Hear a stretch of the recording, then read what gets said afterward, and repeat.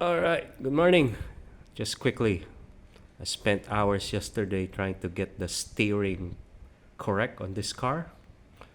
And bottom line, you have to set it perpendicular. So this link and this link must be perpendicular 90 degrees. If not, the steering will not be linear left to right. You can set the EPA, but it's not gonna be the same. For example, so I actually had to shorten this. I cut off the ball cups to make it shorter so I can get it to 90 degrees. If not, by default, the steering horn would be like this. And what would happen is, it to get the same full lock, it would have to move about 150% on my EPA. And then to go to steer the other way, it would only have to do 100% this way. So the servo horn moves a little here and it will already be full steering lock. And then it would have to move 150 more, meaning 50% more, just to get full steering lock in the other direction. And that's no good. That's no good, you know. So now, if I set it at 90 degrees,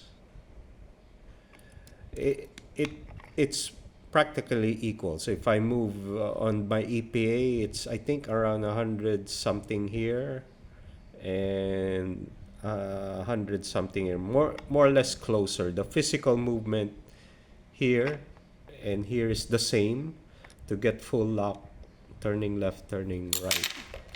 What I'm talking about is, let me get to my transmitter. What I'm talking about is, you want the EPA left and EPA right. What happened here? All right, you want the EPA left and EPA right to be as close as possible in order to have a good linear steering feel. Even the sub trim as close to zero as possible. Everything close to zero, and then you set it with the correct 90-degree linkage here. All right, and if your car is modern and your bell cranks are centered, this length should be equal to this length. And then you will have a nice steering feel, turning left, turning right. All right, it will really help you gain a lot of speed and improve your lap times and driving consistency. I spent a few hours doing this, but now I can confidently say this must be 90 degrees. There have been talks on forums whether is it supposed to be like this or 11 o'clock. And the real answer for me is 90 degrees. Because it makes sense. You move the servo horn, it will widen the angle. You move the servo here, it will close the angle, but it has to be 90 degrees. Took me a long time, about 30 years in the hobby, to learn this.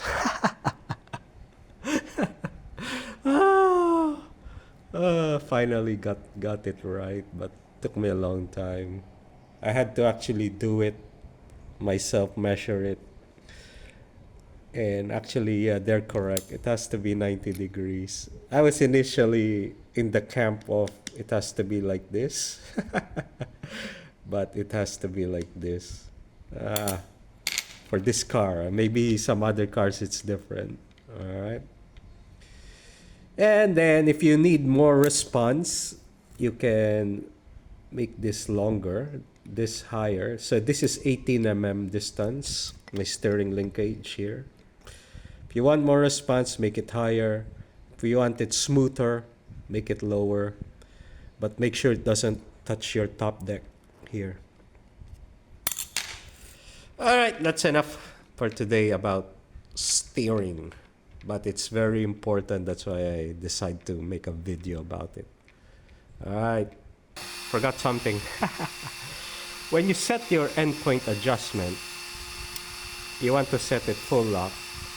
Make sure, like this one, if you put your hand on the servo and start turning left and right, you can actually feel when it's hitting, when the linkage has hit full lock. This will actually try to move around, and you don't want that. So you want to lower your EPA if your servo is getting strained at the maximum turn of the steering wheel. And if you're turning and it's not being strained, you try to increase the EPA on your radio until it does strain, and then back off a little bit.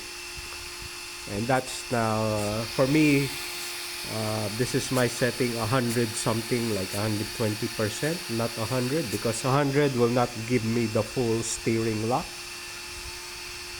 Then, for those who are wondering, what is then the dual rate? The dual rate is here. So once you have your EPA 100%, the dual rate is here on my radio. Dual rate. So if I lower it, what it will do is it will lessen the maximum steering angle you will have. Right?